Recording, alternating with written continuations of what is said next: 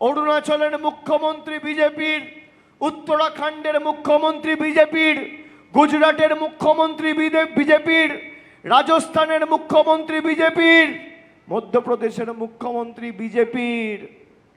আমি চ্যালেঞ্জ করব, একটা রাজ্যে যেভাবে মমতা বন্দ্যোপাধ্যায় প্রত্যেকটা পরিবারের মহিলাদের লক্ষ্মীর ভাণ্ডার দিচ্ছে, বিজেপি যদি একটা রাজ্যে করে দেখাতে পারে আগামী 30 দিনের মধ্যে, আমি তৃণমূলের হয়ে আপনাদের কাছে সমর্থন চাইতে আসব না। করে দেখাক, এলে এই করব তাই করব। আর লোকে লোকে খালি ঝগড়া, ধর্মে ধর্মে দাঙ্গা বাঁধানো, ঝগড়া লাগানো।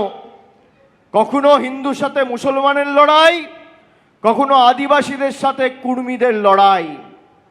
আর এখন তো রাগঢাক গুড়গুড় নেই। আদিবাসী কুর্মী সমাজের নেতা অজিত মাহাতোর ছেলে এখন বিজেপির সমর্থিত প্রার্থী জয়পুর বিধানসভা থেকে। এরা আপনার অধিকার আপনার থেকে কাটতে চায়, আর তৃণমূল আপনার অধিকার আপনাকে দিতে চায়। তৃণমূল চায় আপনার মুখে হাসি ফুটুক, আর বিজেপি চায় আপনার চোখে জল নেমে আসুক। আপনি বলুন, আপনার অধিকার, গ্রামের রাস্তা, মাথার উপরে পাকা বাড়ি, 100 দিনের কাজের টাকা, এই জনবিরোধী মোদী সরকার আর বিজেপি সরকার গরিব মানুষের 100 দিনের টাকা আটকে রেখেছে। এখনো পর্যন্ত প্রায় 5-5.5 বছর হয়ে গেল, 10 পয়সা 100 দিনের বরাদ্দ টাকা এখনো ছাড়েনি বাংলায়। যাদের কাজ করিয়ে বকেয়া পাওনা আটকে রেখেছিল, আমরা দিল্লিতে গেছিলাম লড়াই করতে।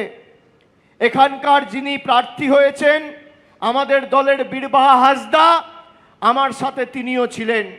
আমার এখনো মনে আছে, যখন আমরা কৃষি ভবনে বসে আছি, মন্ত্রী দেখা করছে না বলে প্রতিবাদ জানিয়ে মাটিতে মেঝেতে আমার ডান দিকে দোলা সেন আর বাঁ দিকে বীরবাহা হাসদা টানতে টানতে হেঁচড়াতে হেঁচড়াতে চুলের মুঠি ধরে দিল্লি পুলিশ টেনে নিয়ে গেছিল।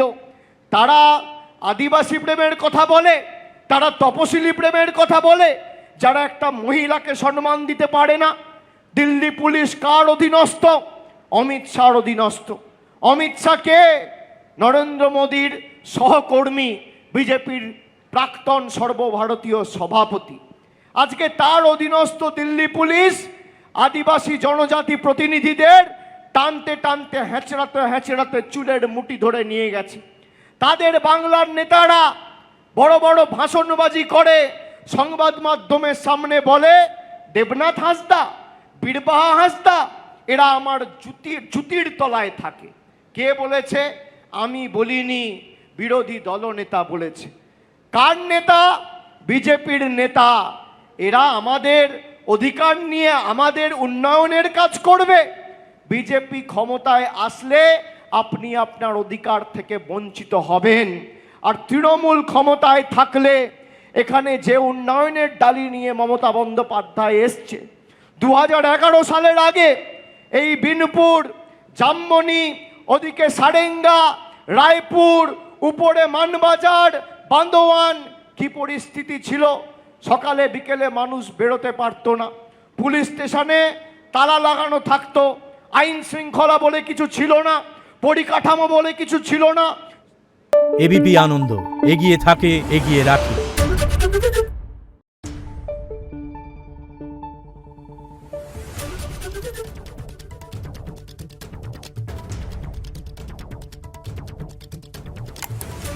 Thank you.